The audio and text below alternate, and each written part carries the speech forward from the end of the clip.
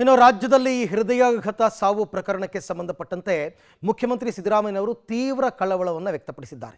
ಈ ವಿಚಾರಕ್ಕೆ ಸಂಬಂಧಪಟ್ಟಂತೆ ಎಕ್ಸ್ ಖಾತೆಯಲ್ಲಿ ಅವರು ಮಾಹಿತಿಯನ್ನು ಹಂಚಿಕೊಂಡಿದ್ದಾರೆ. ಕೋವಿಡ್ ಲಸಿಕೆಯಿಂದ ಏನಾದರೂ ಸಾವು ಸಂಭವಿಸ್ತಾ ಇದೆಯಾ ಅನ್ನೋದರ ಬಗ್ಗೆ ಅಧ್ಯಯನ ನಡೆಸಿ ವರದಿ ಸಲ್ಲಿಸುವಂತೆ ಜಯದೇವ ನಿರ್ದೇಶಕ ಡಾಕ್ಟರ್ ರವೀಂದ್ರನಾಥ್ ನೇತೃತ್ವದ ಸಮಿತಿಗೆ ಮುಖ್ಯಮಂತ್ರಿಗಳು ಸೂಚನೆಯನ್ನು ಕೊಟ್ಟಿದ್ದಾರೆ. ಇನ್ನೊಂದು ಕಡೆ ಕೋವಿಡ್ ಲಸಿಕೆಯ ಸೈಡ್ ಎಫೆಕ್ಟ್ ಅಂತ ಊಹೆ ಮಾಡೋದಕ್ಕೆ ಸಾಧ್ಯ ಇಲ್ಲ, ಅಧ್ಯಯನ ವರದಿ ಬರಲಿ ನೋಡೋಣ ಅಂತ ಆರೋಗ್ಯ ಸಚಿವ ದಿನೇಶ್ ಗುಂಡೂರಾವ್ ಹೇಳಿದ್ದಾರೆ. ನಮ್ಮ ಜಯದೇವ ನಿರ್ದೇಶಕರು ಏನು ನಾವು ಹಿಂದೆ ಮುಖ್ಯಮಂತ್ರಿಯವರೇ ಕೋವಿಡಿಂದ ಆಗ್ತಾ ಇರತಕ್ಕಂಥ ಪ್ರಕರಣಗಳ ಬಗ್ಗೆ ಪ್ರಕ್ರಿಯೆಗಳ ಬಗ್ಗೆ ಒಂದು ಸಮಿತಿಯನ್ನು ಮಾಡಿ ಅದರ ಬಗ್ಗೆ ವಿಚಾರಣೆ ಮಾಡಿ ಅಂತ ಹೇಳಿದರು.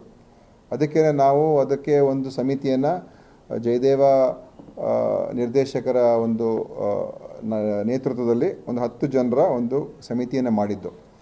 ಸೊ ಈಗ ನಾವೇನು ಮಾಡಿದ್ದೀವಿ, ಅದು ದೊಡ್ಡ ವಿಷಯ.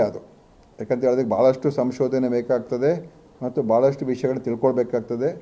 ಅದು ಕೇವಲ ರಾಜ್ಯದಲ್ಲ, ರಾಷ್ಟ್ರ ಮಟ್ಟದಲ್ಲಿ ಕೂಡ ಅವರು ಕೇಂದ್ರದಲ್ಲೂ ಇದನ್ನು ಮಾಡಬೇಕಾಗ್ತದೆ.